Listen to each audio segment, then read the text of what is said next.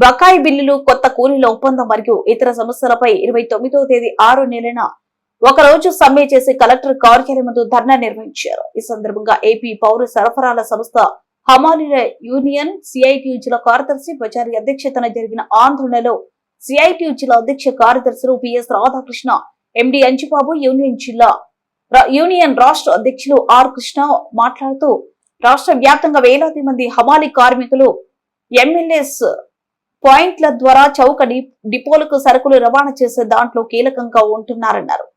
అదేవిధంగా రోజువారీ కూలీలపై ఆధారపడి జీవనం సాగిస్తున్న వీరు ప్రజలకు సేవ చేయడంలో భాగంగా నెలకొకసారి ప్రతి నెల 5వ తేదీలోగా కూలీలు తీసుకోవడానికి ఒప్పుకున్నారు. కానీ ప్రభుత్వం మాత్రం ఒప్పందం తేదీ పూర్తయి నెల రోజులైనా కూలీలు వేయడంలో చాలా నిర్లక్ష్యంగా వ్యవహరిస్తున్నారన్నారు. అదేవిధంగా కూలీ రేట్ల పెంపుదల ఒప్పందం ప్రతి 2 సంవత్సరాలకు ఒకసారి జనవరి నెలలో ఒప్పందం చేసుకోవాలి. కానీ 6 నెలలు కావస్తున్న అధికారులు చర్చలకు కూడా పిలవలేదన్నారు. ధర్నాలో యూనియన్ జిల్లా నాయకులు సల్మాన్, రాజు, రాజశేఖర్, నగేష్, వెంకటేశ్లు, శంకర్, నాగరాజు, చంద్ర, హుసేని తదితరులు పాల్గొన్నారు. కల్పించాలి ఈఎస్ఏ సౌకర్యము, కల్పించాలి ఈఎస్ఏ సౌకర్యము. సిఐటియు జిందాబాద్, జిందాబాద్, జిందాబాద్, జిందాబాద్.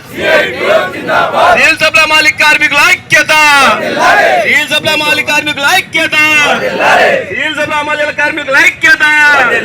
ఇవ్వాలి పెండింగ్ లో ఉన్న జీతాలు వెంటనే, ఇవ్వాలి పెండింగ్ లో ఉన్న జీతాలు వెంటనే, ఇవ్వాలి పెండింగ్ లో ఉన్న జీతాలు వెంటనే. మా కోరికలు, మా కోరికలు, మా కోరికలు.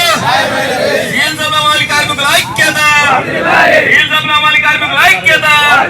ఇవ్వాలి పెండింగ్ లో ఉన్న జీతాలు వెంటనే, ఇవ్వాలి పెండింగ్ లో ఉన్న జీతాలు వెంటనే, ఇవ్వాలి పెండింగ్ లో ఉన్న జీతాలు వెంటనే. కల్పించాలి ఈఎస్ఏ సౌకర్యము, కల్పించాలి ఈఎస్ఏ సౌకర్యము, కల్పించాలి ఈఎస్ఏ సౌకర్యము. ఏమి ఇప్పుడు 6 నెలలు అగ్రిమెంట్ తెగిపోయి, మహాప్రభు మాకు అగ్రిమెంట్ చేయండి, మా కూలి రేట్లు పెంచండి, సాలిసాలం కూలి రేట్లతో మేము పని చేయలేము, మేము ఇంటి బాడీలు కట్టుకోలేము, కరెంటు బిల్లు కట్టగలేక, పిల్లలు చదివించుకోలేక చాలా ఇబ్బందులు గురవుతున్నామంటే ఒక్కరు పట్టించుకోరుగా మాత్రం.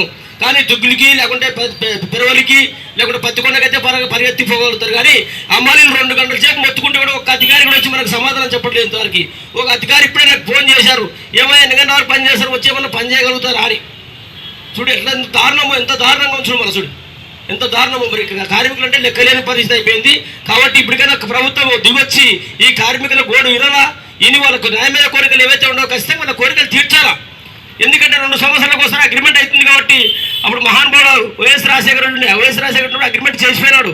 కానీ వాళ్ళు ఇట్లే చేస్తారు కదా అని చెప్పి మేము మోసపోయి ఈరోజు ఈ ప్రభుత్వాన్ని గెలిపించుకుంటే ప్రభుత్వము ఈరోజు 5వ తారీఖు ఇవ్వడానికి జీతము 29 వస్తే కూడా ఇంతవరకు జీతం పడలేదు. మరి ఏం వాళ్ళు పని చేయగలుగుతారు? పని చేయకపోతేనేమో అమలు పని చేయరు, ఖచ్చితంగా మేము తీసేస్తాము, మీ పేర్లు కొట్టేస్తాము అని వాళ్ళని బెదపడించడము, టార్చర్ పెట్టడము ఇవన్నీ చాలా జరుగుతున్నాయి.